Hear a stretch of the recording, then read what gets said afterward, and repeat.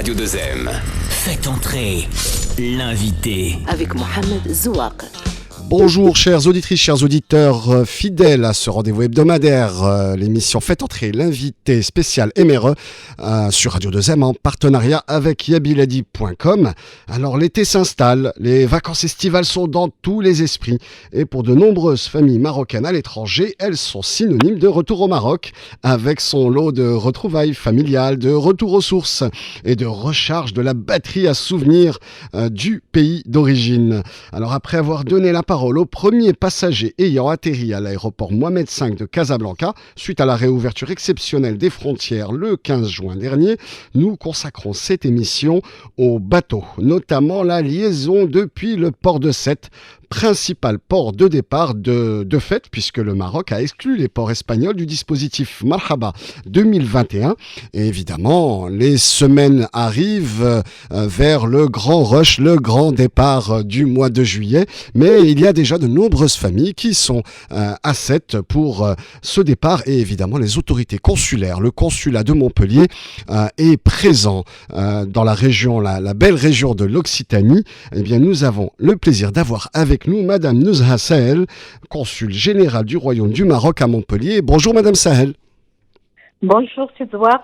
Merci d'avoir accepté notre invitation en direct de cette belle région de l'Occitanie, Montpellier. Vous êtes consul général, comme je l'ai dit. Merci beaucoup d'avoir accepté cette invitation pour nous parler justement bien déjà de ce début d'opération Marhaba qui a déjà commencé il y a quasiment 15 jours et du dispositif spécial puisque vous avez un consulat dans une circonscription qui est, j'allais dire, un carrefour pour l'opération Marhaba cette année. Alors déjà, comment a démarré cette opération Marhaba Tout se passe bien Oui. Là, depuis l'annonce du début des opérations de retour de nos Marocains résidant à l'étranger, à l'occasion de la réouverture des frontières, en fait, à cet effet, le consulat général du Royaume du Maroc ici à Montpellier, conformément aux hautes instructions de Sa Majesté le Roi, que Dieu l'assiste, en application des dispositions prises par M. Nasser Bourita, ministre des Affaires étrangères, de la coopération africaine et des Marocains résidant à l'étranger. Donc, le consulat a mis en place un dispositif consulaire spécial pour répondre aux besoins des concitoyens relevant de cette circonscription. Mais là, je voudrais juste souligner que nos préparatifs n'étaient pas limités à ça. Oui. Dans la mesure où Montpellier, comme vous l'avez bien mentionné, est un point de passage des membres de la communauté résidant également dans d'autres pays européens. Tout à fait. Donc, alors justement, parlons de ce dispositif spécial. En fait, il y a deux nœuds de trafic, de passage des Marocains. Alors déjà, la région Occitanie, effectivement, est une région qui a une forte présence de la communauté marocaine. Il y a des grandes villes comme Montpellier, Nîmes, Perpignan et d'autres villes encore où il y a beaucoup de Marocains résidents, mais aussi un point de passage important de différents pays d'Europe, d'Europe continentale notamment.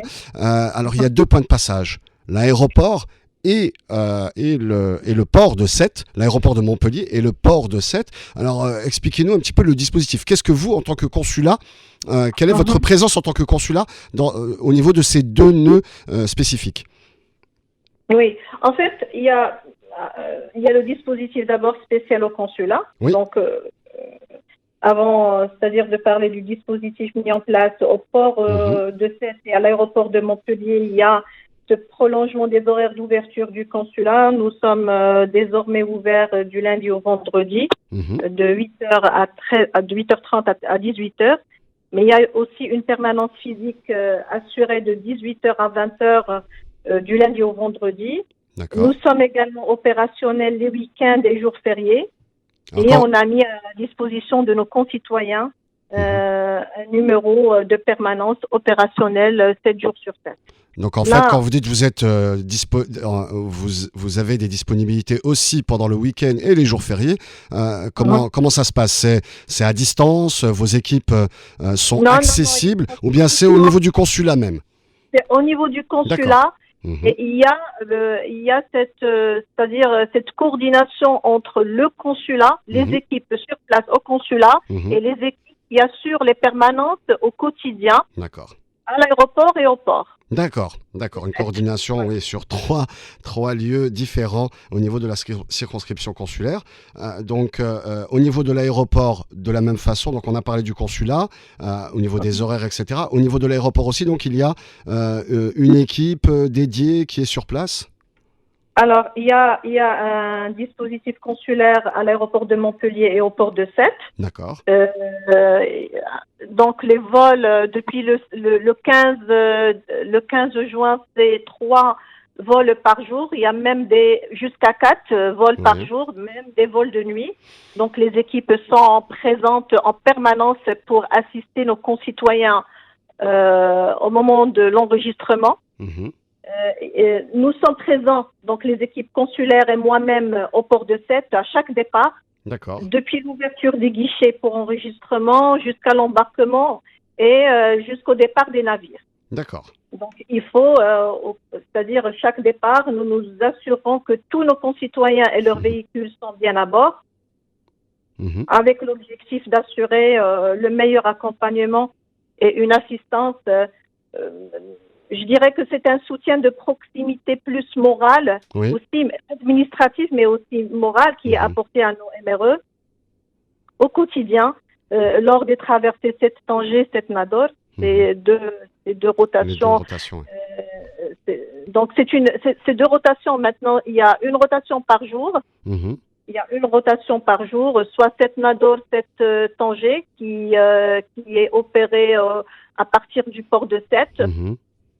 C'est une mobilisation constante et de tous les instants avec pour objectif la réussite de cette opération de grande envergure. Donc oui, un dispositif spécial, et j'imagine avec une charge de travail qui monte crescendo avec l'approche du mois de la fin déjà des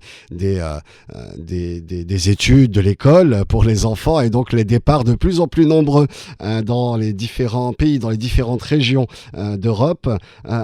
Justement, cette cadence qui est en train de s'accélérer, donc ça fait déjà 15 jours. Est-ce que vous avez déjà quelques chiffres à nous donner sur ces 15 premiers jours? Oui, demain, je crois que c'est 15 jours, ou aujourd'hui, c'est 15 jours.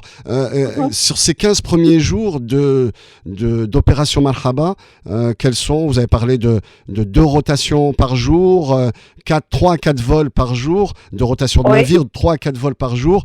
Combien de passagers passent chaque jour, que vous croisez chaque jour?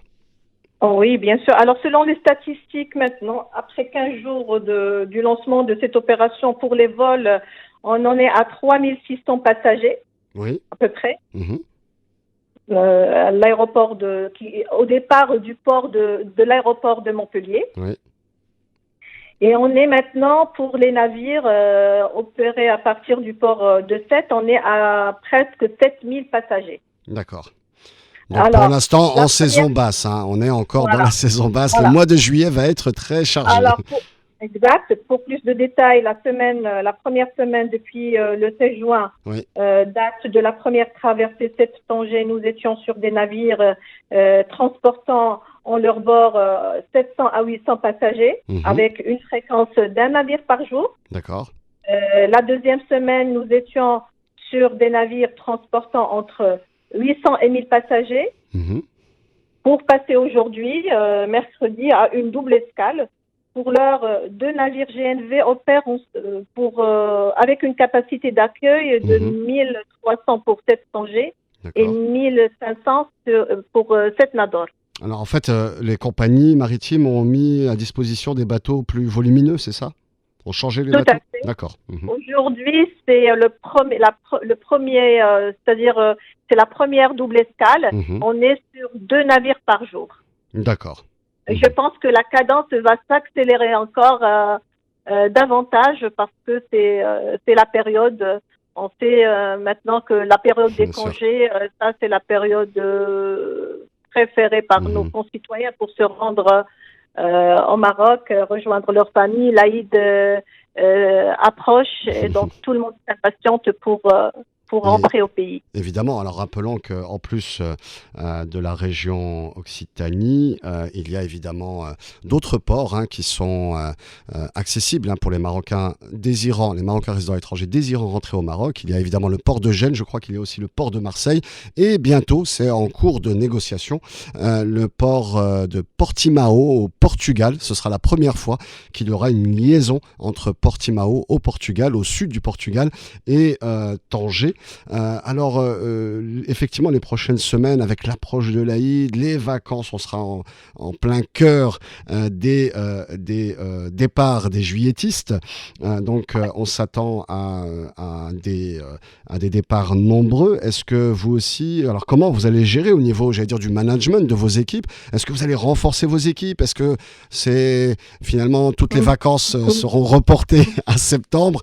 Comment, j'allais dire, d'un point de vue humain, gestion des ressources humaines, vous allez gérer cette phase très tendue des départs? En fait, c'est une mobilisation qui doit durer, c'est-à-dire du 15 juin jusqu'au 15 septembre. Oui. Donc, nos équipes, c'est-à-dire continueront sans relâche cette mobilisation. On sera sur le port et l'aéroport et aussi sur le consulat. On sera ouvert Pendant tout l'été. Pendant tout l'été jusqu'à la fin de cette opération. Du 15 septembre. Alors, vous êtes au contact, vous rencontrez de nombreuses familles marocaines résidentes à l'étranger qui sont de passage. Certains dépendent de votre circonscription, donc j'allais dire c'est entre guillemets relativement facile.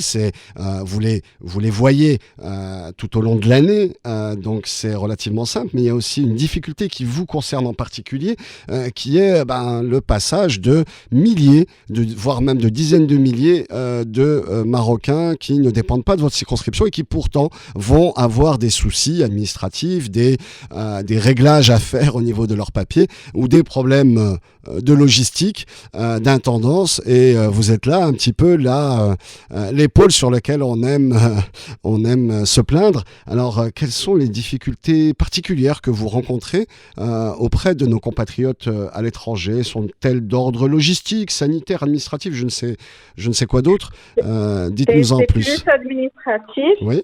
En fait, comme je l'avais déjà souligné, la particularité de ce poste consulaire résidence à proximité d'abord au port de Sète, un port qui a pour l'heure le lead dans cette opération.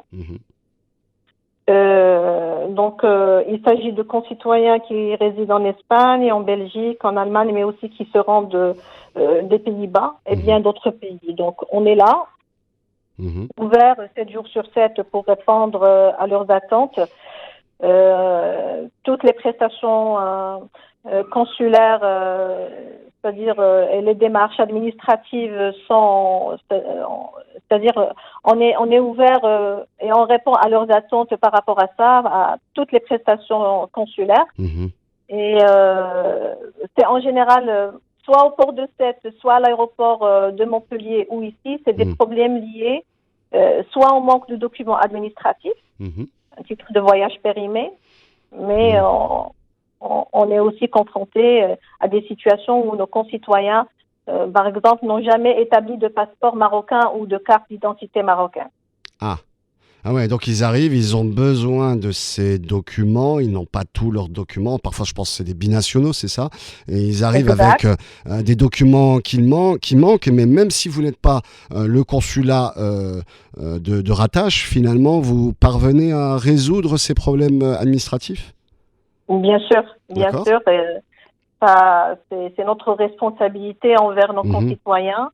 Alors on voudrait comprendre comment vous procédez, parce que une personne qui n'a pas fait de passeport, comment vous, consulat de Montpellier, consulat basé à Montpellier, alors que cette personne n'est pas résidente dans votre circonscription consulaire, comment finalement vous parvenez à l'aider? Vous prenez attache avec le consulat dont il dépend ou bien d'autres administrations marocaines? Bien sûr, il y a une coordination avec entre toutes les équipes consulaires ici en France et partout d'ailleurs dans le monde entier, là où on a des consulats du royaume. Quand il s'agit de concitoyens immatriculé près d'un autre consulat, il se présente à nous, donc on est aussi appelé à prendre contact avec le consulat où il est immatriculé et il nous transfère dans l'urgence un document ou son dossier consulaire. Là, on pourrait avoir bien sûr une traçabilité et des documents sur lesquels on pourrait se baser pour en fait répondre à ses besoins. Et parfois, si il y a l'impossibilité d'avoir ce type de document, est-ce que ça vous arrive de trouver d'autres solutions un petit peu comme... Ça nous arrive au port de Sète, par exemple. Là, on voit que nos concitoyens, dès l'annonce de l'ouverture, de la réouverture des frontières, ils s'impatientaient en fait après une attente de 2 ans. Alors ils viennent, ils se rendent directement au port de Sète. Parfois par omission, ils ne regardent même pas si leurs documents sont complets ou toutes les conditions sont remplies. Alors là, ils se présentent au guichet pour s'enregistrer. Là, je parle de l'enregistrement pour les départs des navires. Donc, nous nous évertuons à trouver des solutions pour leur faciliter les démarches consulaires. Parmi les passagers, on a des membres de la communauté, comme j'avais dit, qui se rendent à Sète et qui n'ont jamais effectué des démarches administratives auprès des consulats généraux. Donc, ils n'ont jamais été inscrits, n'ont jamais établi de passeport ou de carte nationalité marocaine. Et comme vous le savez, tout citoyen marocain pourrait se rendre au pays. Donc, toujours est-il que certains membres de notre communauté ne sont pas, au moment de l'enregistrement, détenteurs de documents justifiant leur nationalité marocaine. Mais dans ce cas-là, comment vous faites? Puisque même les consulats, vos confrères, consoeurs, consuls de la circonscription d'où vient ce Marocain ou cette famille marocaine, finalement, n'ont pas de documents, n'ont pas d'enregistrement les concernant. Donc, comment vous faites dans ce cas-là pour identifier? Vous contactez l'état civil au Maroc ou comment faites-vous? Alors qu'il soit inscrit près du poste consulaire de Montpellier ou près d'un autre consulat du Royaume, nous prenons attache avec les services consulaires, comme je l'avais déjà dit, pour justement nous envoyer des documents justifiant la nationalité de l'intéressé, justifiant qu'il est bien marocain, donc remplissant les conditions et critères pour accéder au territoire national. Mais s'ils ne sont pas inscrits, parfois même, on appelle même la famille pour certains de nos concitoyens, d'ailleurs, qui ne sont pas inscrits. Nous les approchons pour nous envoyer soit un extrait ou un livret de famille sur lequel nous nous basons pour justifier justement la nationalité. Alors vraiment, à vous entendre, on comprend que tout est fait, le maximum est fait pour assurer finalement que ces vacances ne soient pas gâchées pour cette famille marocaine à l'étranger. Sincèrement, là, je me réjouis moi personnellement en tant que consul général et avec le soutien de mon équipe, bien évidemment, à chaque fois que nous parvenons à rendre le sourire à nos chers MRE. Nous comprenons parfaitement ce désir ardent de regagner la mère patrie. Et il s'agit donc de les assister autant que faire se peut pour les réconforter, pour les soulager. On sait très bien que la crise sanitaire a été ardue pour tout le monde et que nos concitoyens ont dû en subir les contre-coups. Effectivement, une période très difficile. Très difficile, en fait. Là, parfois, ils sont dans le déni. Ils ne veulent pas accepter qu'ils soient bloqués après avoir traversé après avoir fait plus de 1000 kilomètres de route avec une famille nombreuse. Là, quand ils veulent s'enregistrer et qu'on leur dise que voilà, vous manquez de papier, ils sont vraiment dans le désespoir. Et là, comme on est présent, on les assiste, on les écoute et on essaie de trouver des solutions, mais on fait vraiment le maximum pour leur faciliter la tâche. Alors, vous avez parlé de vos équipes. De combien de collaborateurs disposez-vous au sein du consulat pour cette opération? Pour cette opération, c'est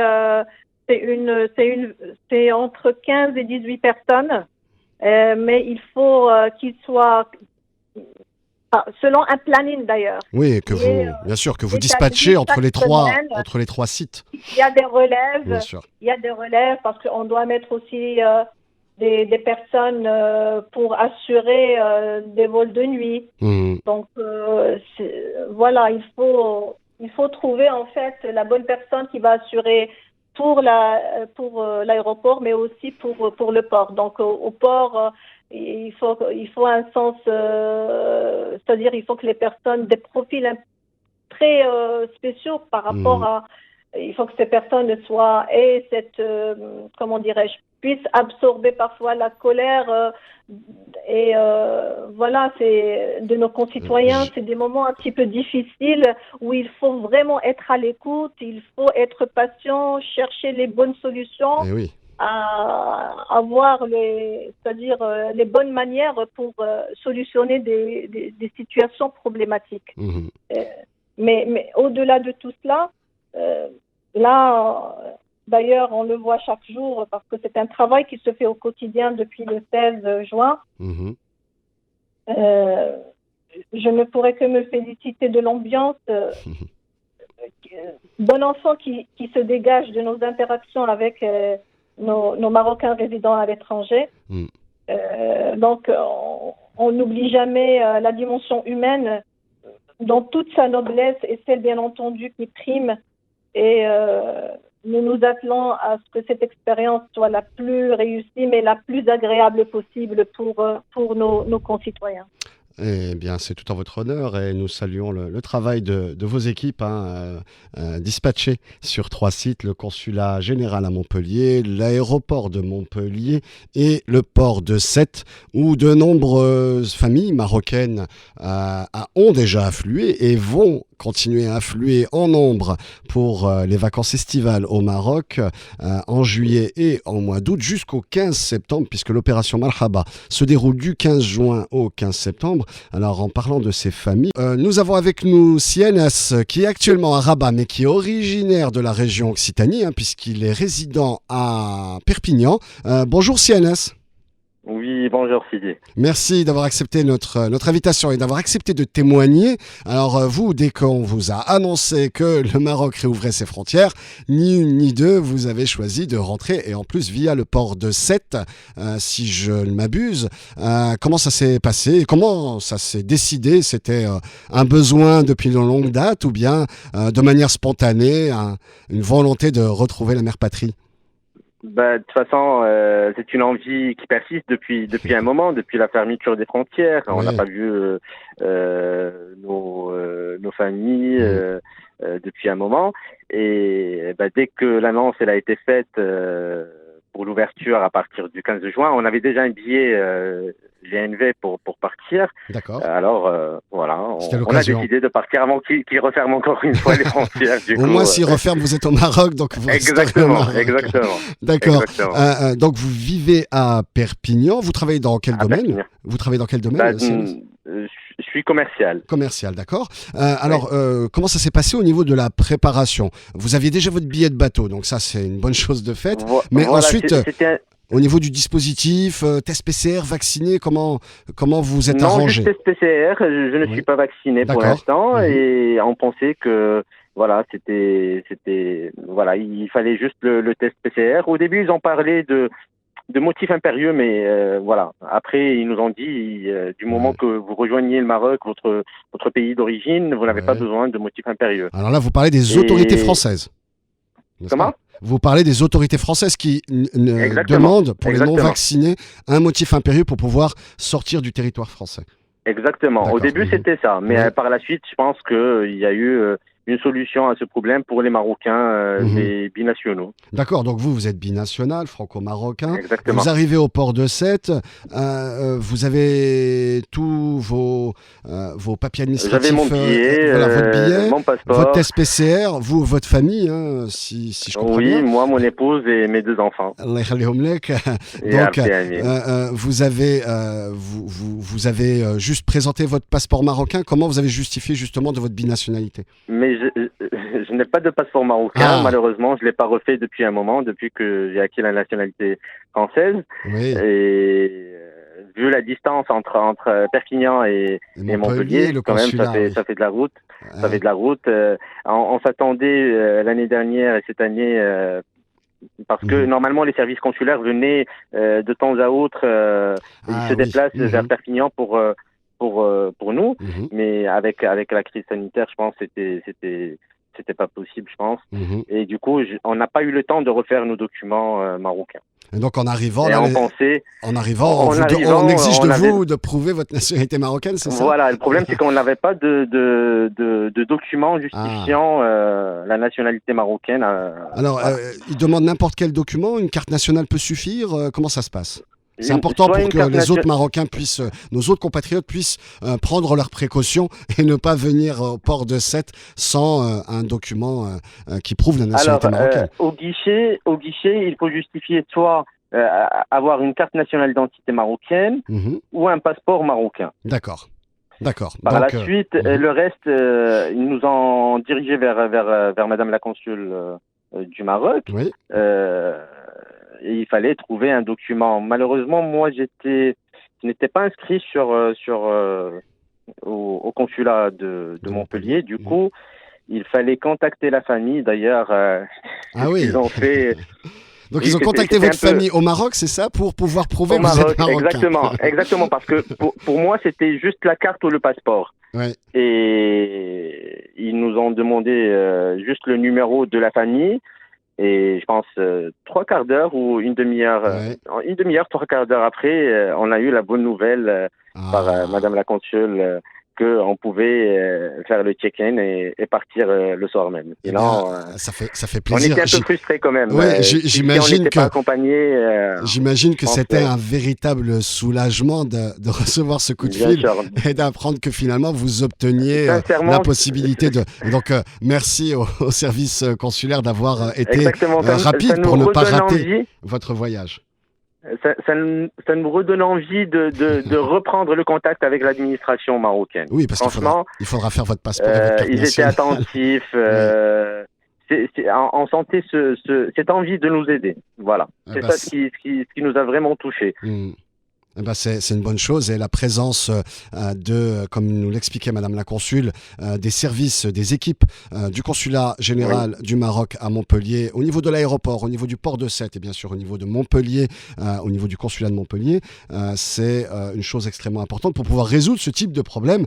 Et donc nous rappelons... D'ailleurs, oui, je vous en prie, Sianes. D'ailleurs, j'ai eu même un ami qui est parti de Montpellier, il a fait Montpellier-Fès. De l'aéroport. Et lui, c'est vrai qu'il avait son passeport, mais il n'a pas vu qu'il était périmé. Et je pense qu'il a pu avoir un papier sur place pour pouvoir partir, rentrer au Maroc. Eh bien, une deuxième anecdote ou un deuxième cas qui montre effectivement qu'on peut trouver une solution. Exactement, et voir aussi le drapeau marocain sur le sol français au port, ça fait quelque chose quand même. Ça fait quelque chose. Et on imagine c'était la première vision de ces vacances tant attendues en période de Covid. Ça faisait combien de temps que vous n'étiez pas rentré au Maroc? Ça fait 1 an. 1 an. Ça fait 1 an. On a l'habitude de partir assez souvent. Ouais. Mais là, ça fait 1 an qu'on n'est pas rentré au Maroc. Eh bien, nous sommes contents pour vous et votre famille, Sianes, merci, en espérant, en vous souhaitant de très bonnes vacances au Maroc. Vous êtes actuellement à Rabat. J'imagine que vous allez visiter les autres régions du Maroc aussi, d'autres régions du Maroc.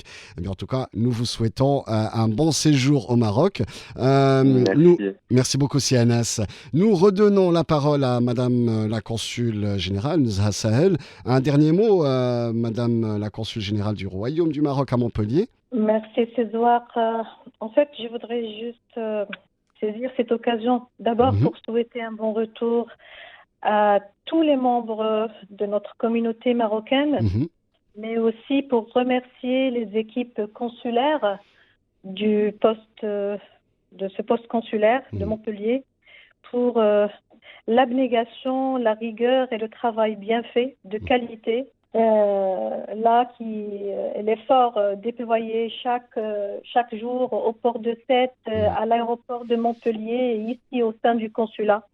Je les remercie pour, bien sûr, toutes les attentions témoignées à l'égard de nos chers compatriotes pour qu'ils rentrent dans les conditions les plus c'est-à-dire les plus favorables. pour leur assurer, voilà, les plus favorables. Les plus favorables, voilà. et que ça se passe dans les meilleures conditions possibles, comme nous l'avons vu avec le témoignage d'Anas, l'occasion justement depuis l'antenne de Radio 2M de saluer le travail des équipes de votre consulat et vous aussi, Madame Sahel, consul général du Royaume du Maroc à Montpellier. Merci beaucoup pour vos éclaircissements, vos explications de ce dispositif spécial pour le consulat mis en place par le consulat général du Royaume du Maroc à Montpellier.